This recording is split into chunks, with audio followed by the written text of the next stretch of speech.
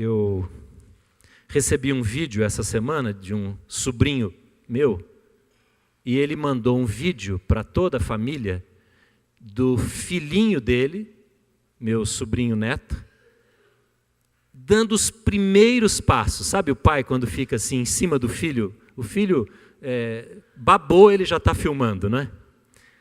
Então ele filmou os primeiros passos desta criança. E todo mundo estava esperando por isso. Imagina um pai, uma mãe, você que tem filho ou neto ou sobrinho, todo mundo fica feliz quando uma criança começa a fazer aquilo que é esperado dela, não é verdade? Quando uma criança começa a falar, começa a andar, começa a fazer coisas próprias daquela faixa etária, e você vê desenvolvimento da criança. Assim também é na vida cristã. Há passos que nós precisamos e devemos dar que fazem parte do crescimento,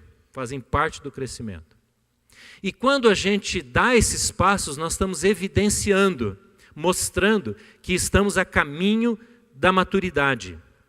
Estamos crescendo. Aquilo que aconteceu no passado não ficou no passado, que é a nossa conversão, nossa entrega da vida a Jesus, mas a gente está aprendendo coisas novas, crescendo rumo à maturidade. Oração faz parte da maturidade. Eu quero convidar você a abrir sua Bíblia, então, num texto que nós vamos começar a meditar hoje, e durante 3 domingos nós vamos ler esse mesmo texto. Então, quem sabe você vai decorar uma parte dele, e vai ser muito bom, se você conseguir, e você vai poder conhecer um pouco mais profundamente esse texto. Orar é esperado das pessoas, mas orar como Jesus orava, como esse quadro que diz aqui, que está aqui atrás de mim, orar como Jesus orava, para isso nós precisamos aprender com Jesus, como é que ele orava e como é que ele ensinou os seus discípulos a orar. Orar como Jesus orava, não é algo natural que vem espontaneamente, como para uma criança andar ou falar. Orar, você precisa desejar conhecer, saber, aprender. O que vem naturalmente, o que vem espontaneamente é oração. Quando uma pessoa se converte, ela nem sabe dizer a Deus alguma coisa, mas ela pensa ou ela fala com as suas próprias palavras uma coisa muito simples, como que assim, Deus me ajude. Isso é orar, mas não é orar como Jesus orava. Alguém pode espontaneamente, logo que se converte, começar a aprender e às vezes repetir a oração que as pessoas fazem. Você ouve alguém orando na célula ou no culto, né? Ou na televisão ou no rádio, e você começa a repetir aquelas palavras, mas isso não é orar como Jesus orava. Isso é orar como a pessoa ora. E às vezes você ouve uma oração de alguém que é quase que a repetição da pessoa que está discipulando, mentoreando, ensinando. Isso é bom, não é ruim, mas não é como Jesus orava. O que eu quero desafiar você hoje, e nos próximos 2 domingos, é aprender a orar com Jesus. E eu tenho lido esse texto, que eu vou dizer para você já já, e tenho pedido a Deus, eu quero aprender a orar, eu quero melhorar a minha vida de oração, eu quero aprender com Jesus. Eu quero aprender quais são os princípios assim, elementares, básicos, rudimentares, que no simples, no rudimentar eu posso estar errando. Você percebe que não há muitas orações transcritas de Jesus. Não há. Não há muita oração escrita que Jesus tenha feito.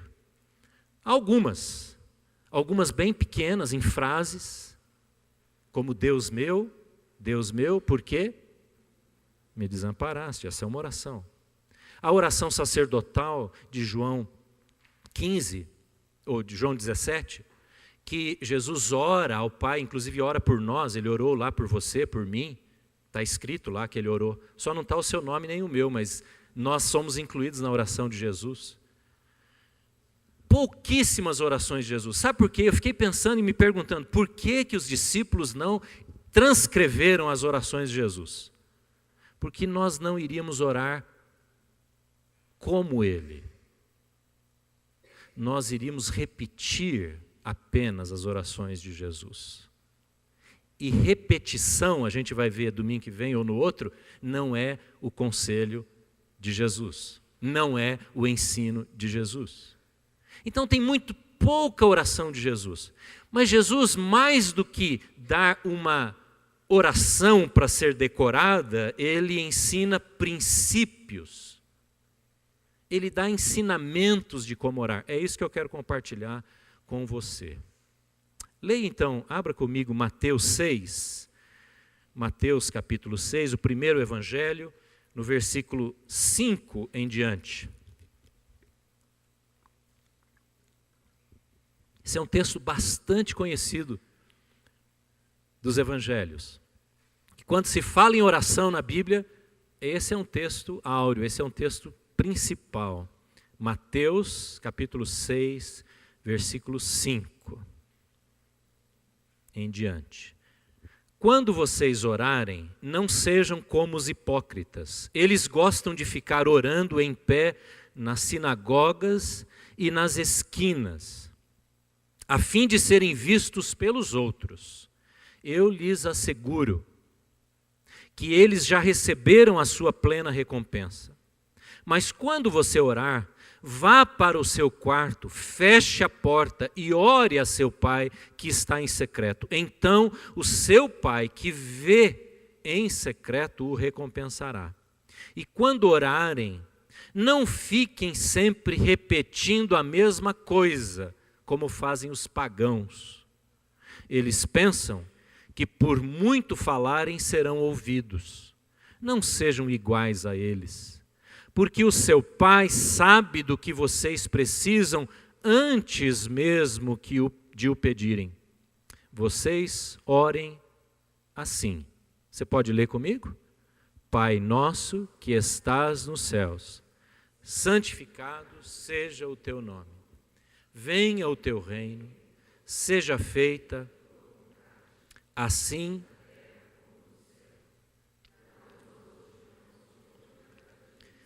perdoa as nossas dívidas, assim como perdoamos os nossos devedores. Não nos deixes cair em tentação, mas livra-nos do mal, porque teu é o reino, o poder e a glória para sempre. Amém. Algumas semanas, quando eu estava pensando em que tema estávamos pensando, em que tema dar a esta série, e veio então, tentando unir aqui a palavra contagiante com oração, nesse cruzamento ali de palavras, mas esse subtítulo, aprendendo a orar com Jesus. Porque lendo esse texto, que faz parte do conhecido Sermão da Montanha, é isso que a gente vê. Jesus ensinando os seus discípulos. Agora, muito provavelmente, esse texto esse ensinamento aconteceu devido a uma pergunta de Jesus. O mesmo texto está em Lucas. Você faça uma marca aí na sua Bíblia, guarde esse texto e vá lá para Lucas capítulo 11. Lucas capítulo 11. O Lucas, que foi o último escritor a escrever, ele coloca esse texto dizendo o seguinte, Lucas 11, certo dia Jesus estava orando em determinado lugar. Tendo terminado, um dos seus discípulos lhe disse, Senhor, qual foi o pedido? Ensina-nos a orar, como João ensinou aos discípulos dele. E ele lhes disse, quando vocês orarem, digam, Pai, santificado seja o teu nome. E aí ele vai orar novamente esta oração que está lá em Mateus. Qual é o contexto? Há uma pergunta. Jesus está orando e os discípulos ouvem a oração de Jesus. E aquilo desperta neles um desejo de aprender. Porque eles não sabiam, todos esses homens judeus, nascidos nas sinagogas, aprendendo a orar como desde criança a orar a Deus, nunca haviam ouvido uma oração como a de Jesus. Nunca. Nem nas sinagogas, nem pelos seus pais. A oração de Jesus despertou neles uma atenção, uma curiosidade, um desejo de aprenderem a orar com Ele. Por isso eles pedem a Jesus. Jesus, ensina-nos a orar. João ensinou os seus discípulos, o Senhor é o nosso rabino, o Senhor é o nosso mestre. Ensina-nos a orar, porque nós não sabemos orar desse jeito. E aí Jesus ora. Jesus não é técnico de oração. Jesus não chama os discípulos e diz assim, vem cá que eu vou dar 12 lições de oração para vocês. Gente, oração não se aprende assim. Você pode aprender a teologia da oração, o ensino bíblico de oração, coisas da Bíblia que podem estar em oração, caminhos para orar, mas você não aprende a orar indo num congresso de oração. Você não aprende a orar lendo um livro de oração. Você não aprende a orar ouvindo um sermão de oração. Você não aprende a orar tecnicamente, com passos de oração. Aliás, eu resisto um pouco a essa ideia de 12 passos para a vitória. Sabe? Tem muito livro assim, muita mensagem assim. 12 caminhos para total libertação. 12, 10, 7, não sei o quê. Porque a vida com Deus não é técnica. Você não dá passos, como que faço uma coisa e faço outra. E quando eu terminar esses passos, eu tenho que saber fazer. Eu tenho que ter passado por aquela promessa que me foi dada de libertação, de vitória, de prosperidade, de saúde, enfim, de qualquer coisa. Jesus não é tecnicista. Precisa andar com Ele para aprender. Precisa amá-lo. Precisa ouvi-lo. Precisa desejá-lo. Precisa deixá-lo falar. Precisa sentar aos pés para aprender as coisas de Deus. Você pode ficar aqui ouvindo sermões e sermões, e você ouve sermões há tanto tempo, e essa igreja é muito paciente com seus pastores. Vocês ouvem, vocês estão aqui sempre, nós estamos aqui sempre. Mas você pode ouvir e ouvir coisas semelhantes, coisas parecidas, e nunca praticá-las, e nunca vivê-las. Porque para viver a vida espiritual precisa ter desejo, precisa ter um lugar aos pés de Jesus para aprender com Ele. Você não aprende oração, nem eu, ouvindo os outros orarem. Você aprende oração orando, como Jesus ensinou. E aí esse é o propósito nosso, bem simples, nesses dias, nesses domingos. É tentar descobrir o que de fundamental Jesus nos ensinou em oração. E nesses próximos minutos eu quero compartilhar com você, porque oração é pressuposto de gente que ama Jesus, de discípulo. É pressuposto. Se a sua vida na oração está muito baixa, muito fraca, você não tem tempo para orar, alguma coisa está muito errada. Se você não tem prazer na oração, se o seu relacionamento com Deus resume-se à formalidade de encontros, seja na célula, seja numa reunião de oração, seja no culto, na escola dominical ou qualquer outro lugar, nessa formalidade, quando você ouve alguém orar e você então ora e você concorda, se é só isso, alguma coisa precisa mudar. Eu quero te convidar, e eu estou sendo desafiado por esse texto, a crescer nessa área da minha vida com o Senhor. Sabe por que é pressuposto? Sabe por que o discípulo de Jesus ora? Porque Jesus falou isso, não sou eu que estou dizendo. Olha aí na sua Bíblia, veja, eu vou mencionar algumas partes desse texto, algumas vou deixar para domingo que vem, porque o texto é bem grande e tem muita coisa nele. Procure aí na sua Bíblia quantas vezes aparece a palavra quando. Quando. Do 5 até o 7. Quantas vezes? Dá uma pesquisada aí rápida. Quantas vezes aparece a palavra quando? Ou uma palavra parecida com ela, não é? Quantas vezes? Só não vale fazer busca de quem tem smartphone, aí só não vale. Tem que olhar o texto. Quando? Versículo 5, você achou aí? Jesus diz o quê? E quando vocês orarem. Está vendo como Jesus pressupõe que você vai orar? Porque ele não diz se você orar, não é condicional. É temporal, né? Quando você orar. Onde mais? Versículo 6. E quando orarem. Quando você orar. E aonde mais? No 7. Versículo 7 diz, e quando orarem. Deixa eu perguntar para você. Você ora? Quando? Quando você ora? Quando você dedica tempo para orar. Só você e o Senhor. Quando? Uma outra pergunta, um pouco mais incômoda, um pouco mais delicada, mais chata.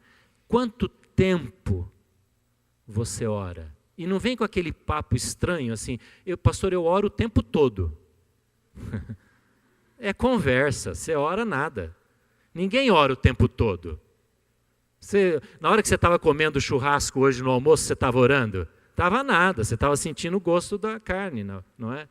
Você estava batendo papo, que coisa boa, não é? Então, não dá para dizer eu oro o tempo todo. Quando e quanto você ora? Isso é pressuposto. Se a gente fizesse uma pesquisa entre todos nós aqui, quanto tempo, se você tivesse que colocar num papel agora, quantos minutos ou horas você ora todos os dias? Faça uma média na sua semana e coloque num papel imaginário. O que você colocaria?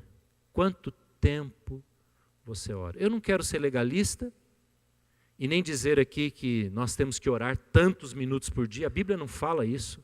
A Bíblia não fala. Assim como a Bíblia não diz que a gente tem que orar de olhos fechados, de cabeça baixada. Isso é o nosso hábito, é a nossa tradição. A Bíblia não diz que tem que orar de olhos fechados. Assim como não tem uma regra de tempo para orar. De quantas vezes você deve parar no seu dia para orar. Tem alguns exemplos na Bíblia. Mas se você faz isso para cumprir protocolo, não é? Como os muçulmanos, por exemplo, tem que orar 5 vezes ao dia e tem que ser virado para uma determinada cidade. E tem que cumprir aquilo, porque senão Deus que eles creem vai puni-los e eles não vão ser bons religiosos. Você faz com esse espírito, não serve para quase nada. Quanto tempo você ora? Veja como Jesus diz, quando vocês orarem. Ele está dizendo, eu sei que vocês oram. Eu sei que vocês querem isso para a vida de vocês. Sei que vocês precisam disso para a vida de vocês. Então, quando vocês fizerem isso, aí ele ensina. Aí ele dá alguns ensinamentos para os discípulos. Eu quero dizer que o primeiro ensino, que é o que eu quero destacar hoje, já estou chegando no fim, daqui a pouco nós vamos terminar. Essa introdução vale para todos os 3 domingos, tá bom? O primeiro ensino de Jesus, ele vai nos dizer que em primeiro lugar na oração, guarde bem isso, se você está anotando, essa é a frase importante, e é o tema dessa noite. O primeiro lugar da oração é a adoração. O primeiro ensino de Jesus é o que vem primeiro na oração, é a adoração. Adoração. É isso que Jesus vai começar a ensinar. Então, a primeira marca, se a gente pegar aquilo que está escrito ali, a primeira marca de uma oração contagiante, que contagia a sua própria vida, que você quer orar mesmo, que é muito bom orar, porque para muitas pessoas orar é muito chato, é muito cansativo. Você ora e a sua mente começa a ir lá para as outras coisas que você tem que fazer. Se é de manhã, o que você tem que fazer de noite, de dia. Se é à noite, é o que você fez durante o dia. E a mente começa a ir para todos os cantos, menos ficar ali na oração. Então, para muita gente, orar é difícil, é cansativo, é monótono. Eu não sei orar mais do que 1 minuto e meio. A primeira marca, sabe qual é? Para ter uma oração contagiante? Qual é a marca? Adoração. Adoração. E onde é que a gente descobre isso? Na oração. É olhando como Jesus orava que a gente aprende como é que a gente deve orar, não é? Como é que ele ora? Pai nosso, que estás nos céus, santificado seja o teu nome. Você tem alguma outra palavra que não seja essa, santificado, na sua Bíblia? Tem alguém aí que tem uma palavra diferente? Porque quase todas as versões, são muitas versões da Bíblia, quase todas usam a mesma palavra. Não conseguimos achar outra melhor do que santificado. Não tem. É uma palavra tão específica, tão especial, que não há sinônimo para ela. Você pode explicá-la, e tem algumas Bíblias que explicam a palavra. Por exemplo, reconhecer, e aqui eu já estou dando significado, né? Reconhecer a glória e a honra de Deus. Isso é santificar. Tem algumas Bíblias que têm essa frase. Mas quase todas preservam esta frase, esta palavra. Porque é uma palavra específica. E o que significa santificar? Além de atribuir honra a Deus. Bem, santificar poderia ser também usado um sinônimo de separar. Separar. Quando você, se você é bem organizado, né? Você à noite, quando você vai dormir, você já pendura na porta do guarda-roupa a roupa do outro dia. Quem faz isso? E tem alguns bem organizados aqui, né? As mulheres já pensam no sapato, na bolsa, não é? No óculos, hoje em dia até no relógio, porque eles são coloridos, não é? Então você separa. Essa é uma ilustração muito simples, muito precária para falar do que é santificar. Você separou alguma coisa. E santificado seja o teu nome, é muito mais do que isso. Mas ajuda a gente. É considerar alguma coisa muito, muito, muito especial. É dizer, isso aqui, ou esta pessoa, tem uma dignidade, tem uma honra, tem uma especialidade tão grande que não dá para vulgarizar o uso, não dá para menosprezar, não dá para fazer qualquer coisa com esse objeto ou aquela pessoa. Ela é uma pessoa especial, separada, santificada. É atribuir, dar crédito, honra, valor, é atribuir um conceito muito elevado a alguma pessoa ou alguma coisa. Isso é santificar. É dizer que a glória está sobre aquela pessoa, a dignidade e a honra merece muito mais do que você poderia dar. Então, santificado seja o teu nome, é isso. É quando nós reconhecemos diante de Deus que de fato Ele é muito, muito especial, muito cheio de honra. Tem algumas orações muito especiais na Bíblia. Eu disse que tem poucas orações de Jesus, mas tem várias orações de outras pessoas. Olhe aí na sua Bíblia, Atos capítulo 4. Veja que oração extraordinária. Em Atos, está um pouco à frente, não é? É o primeiro livro histórico aí da igreja, Atos capítulo 4, versículo 23. Olha esta oração, olha como esta oração começa. Bem parecida com a oração de Jesus. Leia comigo aí na sua Bíblia, o versículo 23 e 24. Está falando sobre Pedro e João, que haviam sido presos e agora foram soltos. E eles foram soltos com uma ordem: não preguem mais sobre Jesus. Essa era a ordem. Olha o que acontece, leia aí por favor em voz alta, 23. Quando foram soltos, Pedro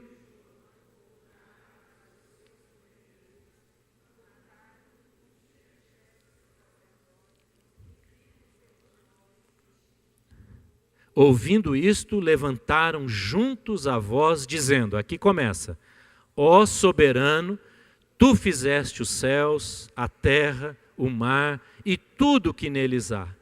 Tu falaste pelo Espírito Santo, por boca do teu servo, nosso pai Davi. E aí vai por aí adiante. A gente para por aqui. Você percebe como essa oração começa com a exaltação de Deus. O ambiente era de perseguição, de ameaça de morte. O ambiente era 2 homens, líderes da igreja, haviam sido soltos da prisão com uma ordem. Eles não estão nem aí com essa perseguição. Eles começam a oração focados em quem? Em Deus. Eles começam a dizer, ó Deus soberano, Senhor, soberano. Quando você estiver com um grande problema, diga, Deus, tu és soberano. Você se acalma na hora. Não é verdade? Em meio a uma grande perseguição, eles dizem, Deus é soberano, Ele sabe de todas as coisas. Senhor, o Senhor sabe de tudo, o Senhor fez o céu e a terra, a prisão, o carcereiro, e toda a autoridade está nas tuas mãos. Ponto. Eu aquieto o meu coração. Veja que extraordinário que Jesus está nos ensinando no Pai Nosso, quando Ele diz, santificado seja o teu nome. A minha pergunta a você hoje é, como você começa a sua oração? Pensa aí. Como normalmente você começa a sua oração? Como é que é? Quais são as primeiras palavras que você fala? Quais são as primeiras palavras? Pensa aí. Responda para você essa pergunta. É muito importante essa pergunta e a resposta que você vai dar a ela. Porque eu estou querendo hoje te convidar, se a resposta sua não é santificar o nome de Deus, honrar e louvar e elogiar o nome de Deus, que hoje você comece a mudar, porque nós queremos aprender com Jesus. Jesus começa a oração. Santificado, Senhor, seja o teu nome. Como essa igreja que estava sendo ameaçada faz a mesma coisa. Agora, vá lá para 1 Crônicas, vá lá para o começo da Bíblia, lá no Antigo Testamento. No meio de uma situação maravilhosa, extraordinária, o povo de Israel estava para começar uma grande construção e já tinha tudo para construir o templo. Tinha ouro, tinha prata, tinha madeira, tinha um monte de riqueza. Eles já estavam com os cofres já abarrotados. A situação estava maravilhosa para eles. 1 Crônicas 29, versículo 10. Como é que começa a oração de Davi? No meio da bonança, no meio da coisa boa, no meio do tempo maravilhoso, quando as coisas vão muito bem. Como é que ele começa a oração? 1 Crônicas 29, 10. Davi, leia comigo, Davi louvou o Senhor e na presença de toda a assembleia, dizendo, como é que ele ora? Bendito seja, ó Senhor, Deus de Israel, nosso Pai, de eternidade a eternidade. Teus, ó Senhor, são o quê? Grandeza, o poder, a glória, majestade, o esplendor, pois tudo que há no céu e na terra é teu. Teu, ó Senhor, é o reino. Tu estás acima de tudo. E aí vai. Quando tudo estiver bem, não esqueça de adorar a Deus. Assim como quando tudo estiver mal. Deus deve ser adorado, santificado o nome dEle. As nossas orações precisam refletir aquilo que cremos sobre Deus e não aquilo que vemos das circunstâncias. Amém? Você ouviu o que eu disse? As nossas orações precisam refletir o que nós cremos sobre quem? Sobre Deus, e não o que nós vemos nas nossas circunstâncias. Porque sabe o que acontece normalmente?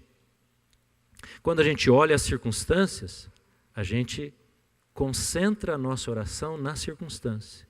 Se as coisas estão mal, a gente nem lembra de adorar a Deus, de santificar o nome dEle. A gente já começa com aquela súplica, aquela necessidade. Senhor, estou precisando disso, aquela lamúria, ou não é, aquela reclamação, aquele que deveria fazer parte da nossa oração. Não estou dizendo que a gente não deve pedir, mas é bem mais para frente. Primeiro a gente precisa entronizar, dar honra, dar louvor, santificar o nome do Senhor. Você compreende isso que a palavra de Deus está nos dizendo hoje? Diga amém. Você compreende isso? Você deseja praticar isso? Eu tenho sido desafiado, Deus, eu quero aprender todo dia a te adorar. A gente toma café na nossa sala ali, quem conhece o nosso apartamento, tem 2 árvores bem grandes de sibipiruna na frente, bem altas, e tem muito passarinho ali. Então a gente senta ali para tomar café e a gente vê o amanhecer do sol, o levantar do sol e os pássaros ali. E todas as manhãs, quando a gente vai orar agradecendo pelo dia, eu e a Jane, não tem como orar naquela hora de olhos fechados. Eu fico olhando, eu viro meu rosto em direção a esse lado aqui, né, ao leste, ao nascer do sol, e eu começo a orar. Senhor, que coisa linda o dia de hoje. E eu digo assim mesmo, que coisa linda que o Senhor fez hoje. Como o Senhor é criativo. Né? Num espaço tão pequeno, tem lá 4, 5 tipos de passarinhos cantando já pela manhã, não é? Entronizar Deus na nossa oração. Veja o que Davi fez. E se você olhar em Apocalipse, você pode anotar, eu ia abrir, mas não vai dar tempo. Apocalipse no capítulo 4 e no capítulo 5, os anjos cantam a mesma coisa. Digno é o Cordeiro, tu é a honra, o poder, a glória e assim por diante. Os anjos fazem a mesma coisa. Eles aprenderam a orar muito antes de nós, né? Os anjos aprenderam a orar muito antes de nós. Jesus então ensina que o primeiro assunto qual é? Qual é o primeiro assunto da oração? Adoração. Não é petição. Não é reclamação. É adoração. É dizer, Deus, tu és digno. Não importa o que está acontecendo. Não importa se a igreja está sofrendo perseguição com Pedro e João. Não importa se as coisas estão muito bem, estão muito mal. Não importa o que você vai fazer durante o dia. Não importa como é que está a vida financeira ou a saúde. Deus, tu és digno. E eu vou dizer por que daqui a pouquinho que a gente tem que orar dessa maneira. Tem uma razão muito prática. Você já sentou perto de alguém, já encontrou alguém que só fala de si? Já? Você não é assim, não é? Lógico que não. Ninguém aqui é assim. Você chega perto de alguém, você, não é? Que é uma pessoa educada, uma pessoa amorosa. Você chega perto de alguém e você pergunta para ela, não é? Como é que você está? Como é que está a sua família? Você sabe fazer perguntas. Por quê? Porque quem é mais importante ali não é você. Não é verdade? Você não faz isso? Faz, não faz? Nem sempre a gente faz isso, né? Mas quando você encontra alguém que só fala de si, você pergunta alguma coisa, ela não para mais de falar. Não para mais. Você tem vontade de desligar o botão, não é? Não é verdade? A pessoa não pergunta nada de você, não é? Você já encontrou alguém assim? Ela não pergunta uma palavra, uma pergunta. Nem do seu cachorrinho, nem da sua vovó, nem de ninguém da sua casa. Ninguém. Ela só fala dela. Na oração, Jesus está dizendo que a gente não pode ser assim. A nossa oração não pode ser só pedidos, porque senão a gente fica essa pessoa chata, inconveniente. A nossa oração fica uma migalha, fica uma pobreza tão grande, fica fraca, fica uma espiritualidade vazia, porque a gente entroniza a gente mesmo. A gente santifica e diz, Deus, especial mesmo sou eu. Não, Senhor. A gente não pode ser assim. É muito ruim quando a gente encontra alguém assim. Imagina Deus ouvindo as nossas orações. Eu fiquei perguntando, Deus, como é que o Senhor olha a minha oração? Será que eu sou inconveniente? Mas Deus quer ouvir o meu pedido, não quer? Deus não quer ouvir o seu pedido? Lógico que Ele quer. Mas qual é a prioridade? Qual é a primeira coisa que tem que vir antes? Qual é a primeira coisa? Adoração. Santificado seja o teu nome. É interessante que alguém tem bebê aqui, criancinha aprendendo a falar? Tem alguém aqui? Levante a mão assim, tem alguém? Está com o bebê na fase do início, né? É interessante como a gente faz, né, com os bebês. O que o papai ensina o bebê a falar? Renato, o que você ensinou a tua filha a falar? Papai? Ô, Renata. O que você ensinou o seu filho a falar? O quê? Papai? Normalmente é assim, não é? A mamãe vem e diz, mamãe. Aí o papai vem e diz, papai, vovô, não é? Todo mundo quer que ele fale primeiro o meu nome, não é? A minha função para a vida dela, não é? Já pensou alguém que ensinasse a criança a falar assim, chega para o filho e diz assim, glória a Deus, aleluia, Jesus, não é? Ou ensinar a falar o nome da outra pessoa. Aí o genro, né, que quer agradar a sogra, ensina o bebê a falar, vovó. Eu nunca vi isso. Eu nunca fiz isso também. Eu sempre falei papai, né? Irmãos, com Deus a gente faz a mesma coisa. A gente chega para Deus e começa a falar, eu, minha. Não é? A gente começa a falar os nossos problemas, não é assim? Jesus está dizendo, não é assim. Não é assim. Não é assim. Primeiro é a honra e a glória do Senhor. Como é que Jesus diz então? Pai nosso, que estás nos céus, e o teu nome. Deixa eu falar um pouquinho sobre isso, rapidamente. O nome representa, ou representava naqueles dias, a dignidade da pessoa. Eu poderia falar muito sobre o nome de Deus, e lá no Antigo Testamento esse assunto é muito importante, mas eu vou passar hoje esse assunto rapidamente e dizer para você o seguinte: nome era tão importante naqueles dias, que teve gente que teve o nome mudado. Você conhece alguém na Bíblia que teve o nome mudado? Jacó mudou o nome para Israel, porque Jacó, um dos significados era enganador, usurpador. Abrão mudou o nome para Abraão. Abraão significava pai de uma nação, uma.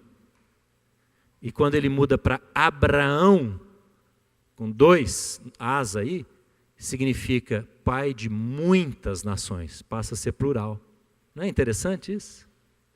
O nome Sarai muda para Sara, porque Sarai significa minha princesa, o i aí é possessivo, minha princesa, e Sara significa princesa, não é apenas a princesa dos judeus, mas é a princesa junto com Abraão de todas as nações. Veja como o nome é importante na Bíblia. Tem muitas pessoas na Bíblia que mudaram o nome.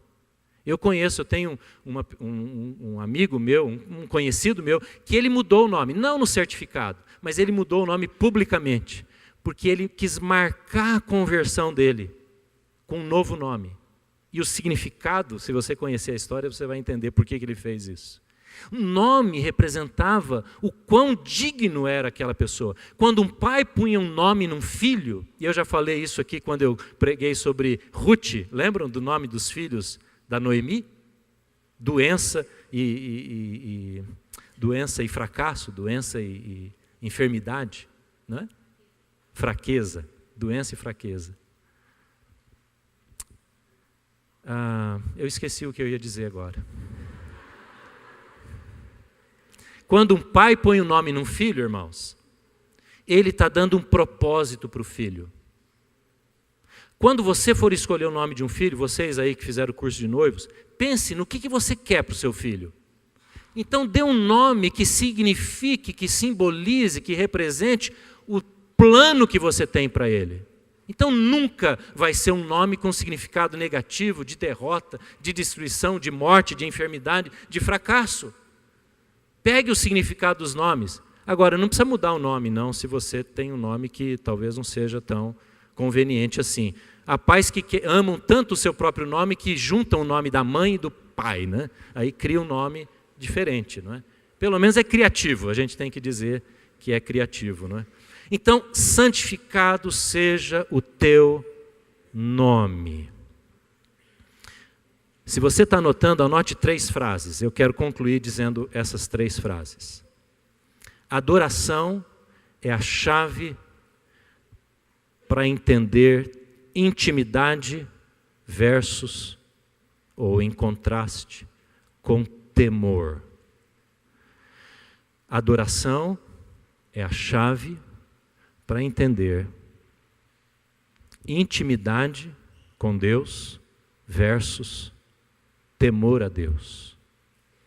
Quando Jesus diz, Pai nosso que estás nos céus, aqui você tem intimidade na palavra Pai, e você tem temor e reverência na palavra, na expressão que estás nos céus. Tem gente que quer ter intimidade com Deus sem ter temor a Deus. Não dá certo. E tem gente que tem temor a Deus, mas é um temor aparente, de chamar Deus de nomes tão bonitos e não permitir que alguém use o pronome você para Deus. Isso é pecado, falar você para Deus. Mas não tem intimidade.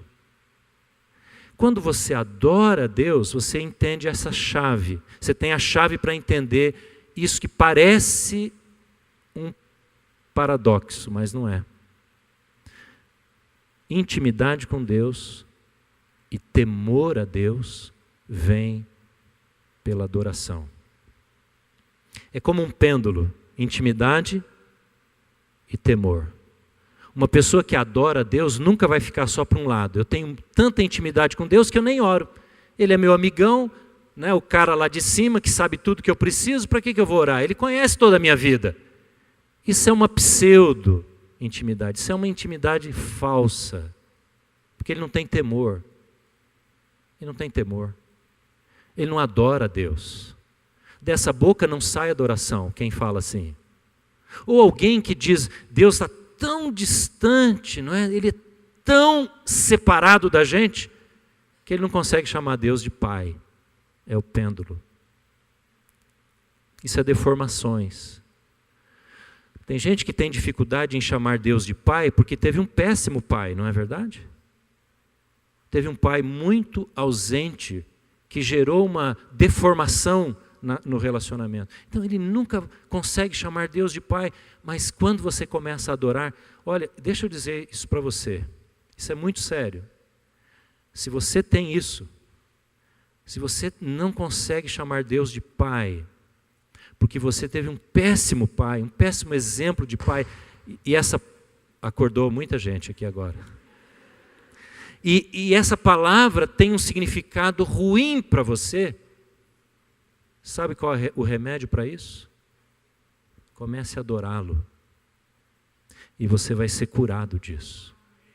Você vai ser curado disso. Porque a sua imagem vai deixar de ser o seu pai. E se você tiver que perdoá-lo, você vai perdoá-lo. Em nome de Jesus, você vai vencer essa mágoa e essa marca na sua vida. Comece a adorar a Deus e dizer, Deus, eu sei que o Senhor é o meu Pai. Eu posso te amar e te adorar e exaltar o Senhor na minha vida, independente da circunstância, inclusive aquela com o meu Pai. E Deus vai curar você. Veja como Jesus começa essa oração. Puxa, a gente poderia ficar falando aqui muito tempo sobre Pai Nosso. Veja, Pai Nosso é íntimo, mas que está nos céus é distante, não é? É elevado, é bem soberano, bem alto. E Jesus une as duas coisas, não é? Porque Ele adora. Ele diz, santificado seja o teu nome. A segunda frase, adoração cura a nossa ansiedade. Você está anotando aí? Adoração cura a nossa ansiedade. Nessa oração de Jesus tem pedidos? Tem 3 pedidos. Tem pedido de pão, 3 com letra P. Pão, o que mais? Perdão, não é? Dá-nos o pão, depois perdoa as nossas dívidas, e depois ele diz, livra-nos do mal. Proteção. Pão, perdão, proteção. Antes de pedir isso, o que ele faz? Ele ora. Então, antes de você pedir, você tem coisa para pedir para Deus? Tem muito problema para resolver? Comece a adorar, porque a ansiedade vai ficar no altar do Senhor. A ansiedade vai ficar lá, onde ela deve ficar, nas mãos desse Deus que é soberano, desse Deus que é santo, desse Deus que é grande. Amém? Os pedidos só devem ser feitos após a santificação. Irmãos, qual o conceito que a gente tem de Deus como alguém que conhece as necessidades? Você imagina um pai entrando numa loja de brinquedo e levando um filho pequeno, 4, 5, 6 anos, e mostrando todos aqueles brinquedos, e o pai depois olhando para o filho e dizer: filho, eu vou te dizer uma coisa, fala pai, qual é o presente que eu vou ganhar hoje? Eu vou fazer a sua vida tão miserável, eu vou lutar na minha vida toda para que você não tenha nada disso aqui, nunca vou te dar nada disso aqui. Você imagina um pai fazendo isso? De jeito nenhum. Então, quando a gente está na nossa loja de brinquedos e dizendo: Deus, eu preciso resolver esse problema, Deus, eu preciso resolver aquilo, eu preciso da tua bênção aqui. Será que Deus não sabe do que a gente precisa? É lógico que Ele sabe. Você diria a mesma resposta. É lógico que Ele sabe. Por isso que a gente adora primeiro, porque Ele conhece. Ele conhece, você não precisa pedir. Você pede, não é para lembrar Deus. Você pede, é para colocar a sua ansiedade e preocupação no altar. Amém? E a última frase que eu quero dar para você é que essa adoração, ela é coletiva também. Ela é coletiva. Quando Jesus diz, Ele diz: Pai Nosso. Eu ouço algumas orações de pastores que eu questiono quando a pessoa diz assim: meu Pai, eu estou orando pela pessoa tal. Não é meu, é nosso. Quando eu estou orando coletivamente, não é meu, é nosso. Quando você for orar e tiver mais uma pessoa com você, não diga meu Pai. Ele é nosso Pai. E Jesus está dizendo que Deus, Ele olha para a sua igreja, para o seu povo, e coletivamente nós reconhecemos esse relacionamento com o Pai. Nós adoramos ao Senhor coletivamente. Por isso, quando a gente louva ao Senhor com cânticos e hinos, como fizemos agora há pouco, nós fazemos coletivamente. Talvez eu quero fazer uma exortação aqui, com muito amor. Se você é uma dessas pessoas que diz assim: eu vou chegar na igreja 10h20, mais ou menos, porque aí já está acabando o louvor. Irmão, abra o olho e cuide do seu coração. Se você pensa assim, você não sabe o que é Pai Nosso. Talvez você só saiba o que é Pai Seu. Cuidado com essa atitude. Você pode até não gostar da música, da bateria, do órgão, do teclado, sei lá o quê, mas isso não importa. Não é o importante. O importante é você declarar coletivamente: nosso. Nós o adoramos juntos. Esse senso de corpo, de igreja. Eu posso não apreciar aquilo ou aquilo outro, mas eu sou parte do corpo. Eu não me importo com isso, porque na verdade o que importa é a honra e a majestade de Deus, e eu quero declarar essa honra e essa santificação do nome do Senhor. Goste mais, aprenda a gostar mais. E quando você orar dessa maneira, você vai aprender a gostar mais do louvor comunitário, do nosso, e não do meu.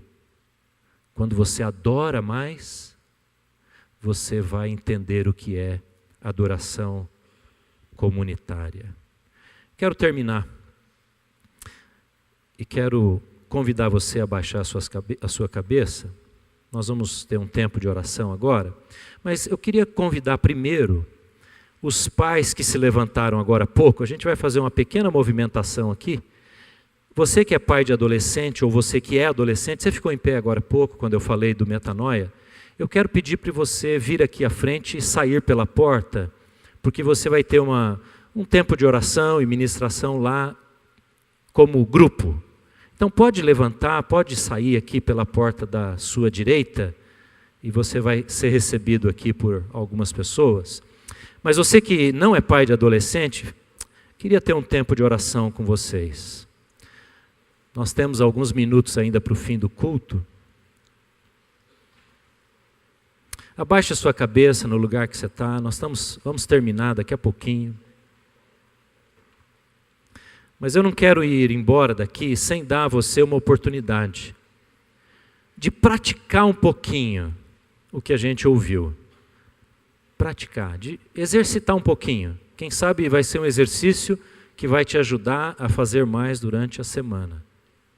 Então, agora, de cabeça baixada, para você não se distrair com nada, eu quero convidar você a ter um tempo de adoração. Um tempo de adoração. E eu vou te ajudar, tá bom? Eu quero te ajudar. Quero te ajudar a fazer isso. Deus, nos dirige nesta hora, nós queremos te adorar e queremos aprender, crescer nessa dinâmica da oração. Nos ajuda, Senhor, a entender mais o que é adoração, o que é dar, atribuir honra ao Senhor. Ajuda cada pessoa aqui agora que vai praticar um pouquinho dessa oração, que vai colocar diante do Senhor louvor, honra, glória, exaltação. Muito bem. Deixa eu dar 3 sugestões para você. Eu quero convidar você a pensar na natureza, na criação. E comece a pensar o que Deus revela dele mesmo através da criação. Dessa chuva que caiu ontem, hoje, o que Deus se revela? Como Deus se revela com a chuva? Como um Deus provedor? Como um Deus que abençoa até mesmo o ímpio, o mal, dando chuva para aquele que é bom, para aquele que é mal, para aquele que nem crê nele. Isso é misericórdia.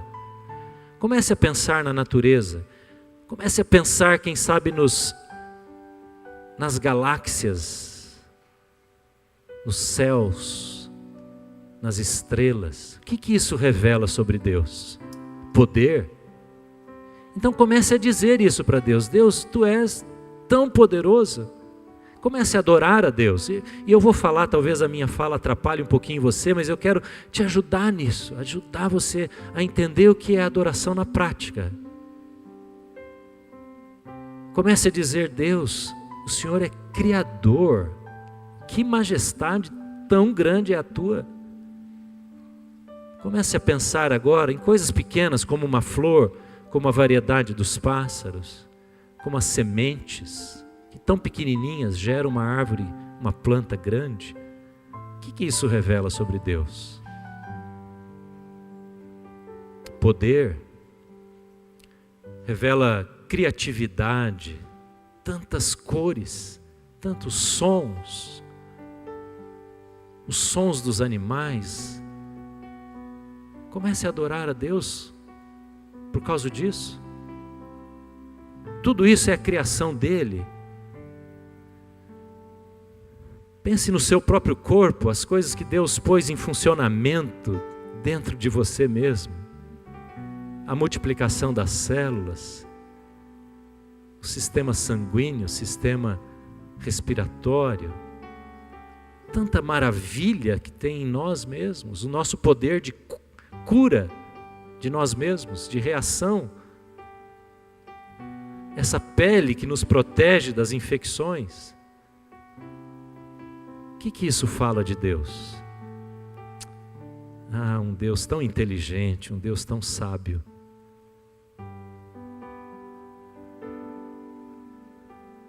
Comece a adorá-lo. Vou dar uma outra dica para você. Pense agora no seguinte tema: redenção através de Jesus. Pense nisso. Na vinda de Jesus, no plano eterno de salvação, o que isso revela sobre Deus? O amor, a misericórdia.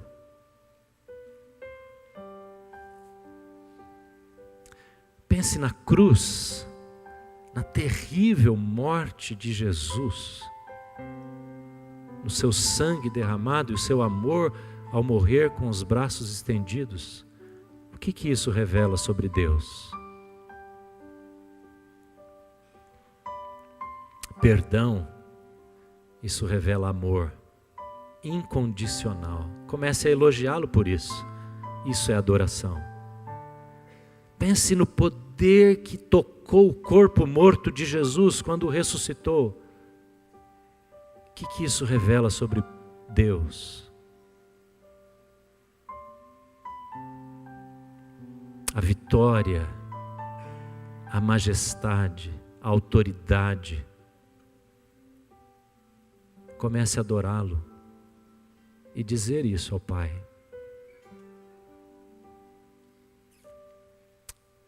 Pense na sua vida agora, na sua vida, na sua família, coisas que Deus é para você. Deus tem sido misericordioso, tem perdoado o seu pecado, tem tido paciência com você. Deus tem sido Jeová Jirê, o Deus provedor. Deus tem sido Jeová Rafá, é um nome para Deus que cura. Tem sido consolador no meio da dificuldade que você está em passado, da perda, do luto. O que Deus é para você? Comece a exaltá-lo, adorá-lo por isso. Comece a atribuir a Deus honra e majestade. Dizer: eu reconheço, Senhor, eu reconheço. Eu engrandeço o teu nome, eu dou a glória ao Senhor, dou a honra ao Senhor por isso. Tantas coisas a gente podia falar agora. Deus é santo, Deus é justo, Deus é juiz, Deus é misericordioso. Ele não falta com as suas promessas. Ele não deixa de olhar para você, amar você. Ele não deixa de perdoar você com o seu amor fiel. Louvado seja o teu nome, ó Deus. Nós poderíamos ficar aqui tempo e tempo, e a gente não faz isso lá em casa ou aonde quer que seja, porque a gente não dá importância para isso, ou não dava importância para isso. Mas eu quero convidar você a partir de hoje, a primeira palavra da sua boca, ser de adoração. Você é um adorador. Nós adoramos a Deus em espírito e em verdade. Louvado seja o nome do Senhor. Louvado seja o nome do Senhor. Adorado seja o Senhor. Santificado seja o teu nome. Tu és o Deus da paz, o Deus da salvação, o Deus da presença contínua. Tu és o Deus que sara, que cura, que liberta, que transforma. E eu quero pedir que os meus irmãos e irmãs aqui, todos nós, aprendamos mais a orar com o Senhor Jesus. Ensina-nos a orar, Jesus. Mediante a ação do Teu Espírito Santo, ensina-nos a orar, adorando o Senhor. Que a adoração cure a nossa ansiedade, a nossa preocupação do dia a dia. Que a nossa adoração ao Senhor seja a primeira palavra a sair dos nossos lábios, porque nós reconhecemos a Tua dignidade. Vivemos, existimos para Te adorar, Senhor. Oh Deus, Senhor, ensina-nos a orar, Jesus, tirando do centro da oração a nossa própria vida. Ensina-nos a orar colocando a Tua honra em primeiro lugar, a Tua glória. Oh Deus, ensina-nos a adorar uns com os outros, na célula, na casa, na família, nos cultos. Ensina-nos a olhar uns para os outros e nos vermos como ajudadores um do outro. Ajuda-nos nessa semana, nas reuniões das células, a termos um tempo de adoração ao Senhor, muito mais do que a música, mas aquilo que sai da nossa própria boca, com orações, com palavras, reconhecer a Tua honra, a Tua posição de glória. Tu és digno de glória, Senhor, digno de honra. Tu é a força, o poder, a riqueza, a honra, a sabedoria. Deus, mais do que o nosso trabalho, a nossa atividade, a nossa casa, os nossos problemas, primeiro lugar o Senhor na nossa vida. Deus, que ao levantar, ao abrir os nossos olhos, seja para o Senhor a primeira palavra, o primeiro pensar, o primeiro pensamento, seja Teu, Senhor. Oh Deus.